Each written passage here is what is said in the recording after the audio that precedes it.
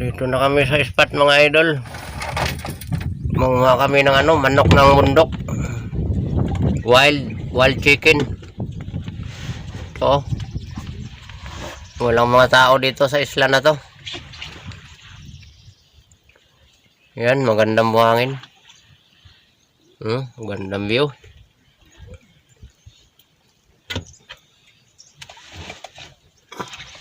Abangan natin kung may mahuli pa tayo. Dito na tayo mga idol sa bahayan ng mga wild chicken. Ayan, dito sila magitlog sa mga buhangin. Ayan.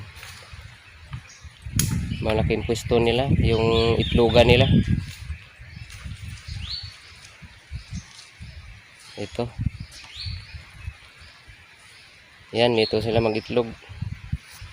Ang gamit namin yung nylon. Pang silo. Ito.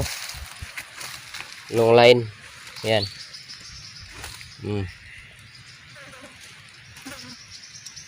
Taas to, mga 3 dipa yung haba niya.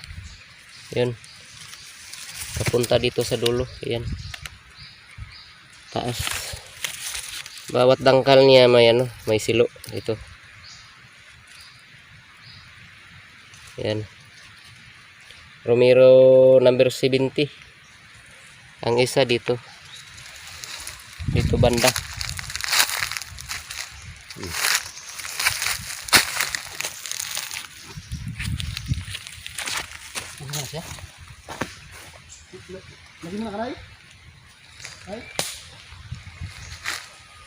Babalikan namin to mamaya mga idol kung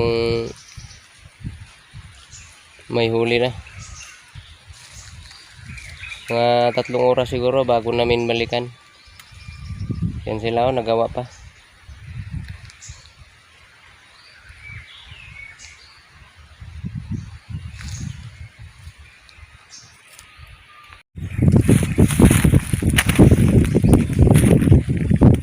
Yan mga idol, may nahuli tayo.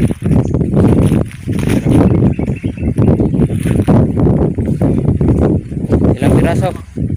Ha? Ilang piraso? Dalawa mga idol. Wild chicken. Yan, dalawa. Yung isa buhay pa.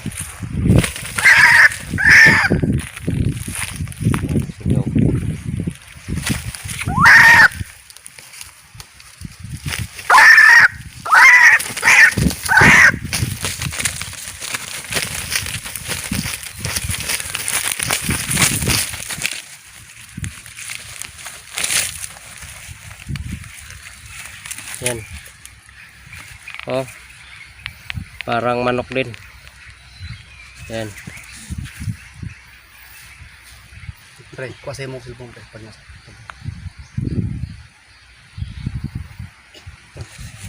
Kapilang. Ayan, mga 1 kilo. Mga tropa. Maganda to sa adobo. Tawag daw wild chicken mga tropa.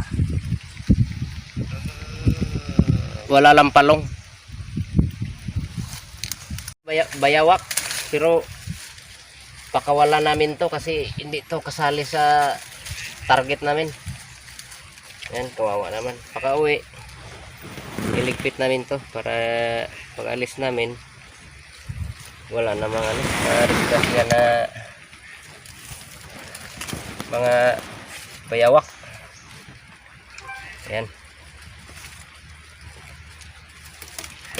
Pakawala namin ha. Ayan. Ikog. Grabe palang tama sa buntot pa. Small lizard. Ang takbo na mga bay. Yan. Talagang bite ni Rudat Otida Vlog. Iligpit na namin, iligpit na. Salamat sa iyong pagligtas sa sa alligator. Isa ka talagang huwaran, tropa. Pakabait mo talaga.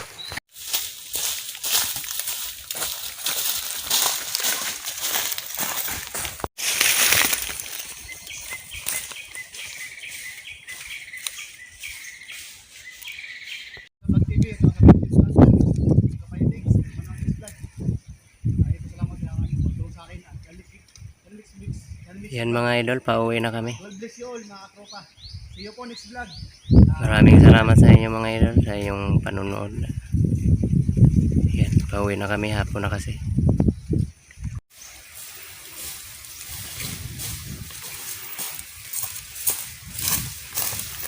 Ako po dire-dire makatang pre.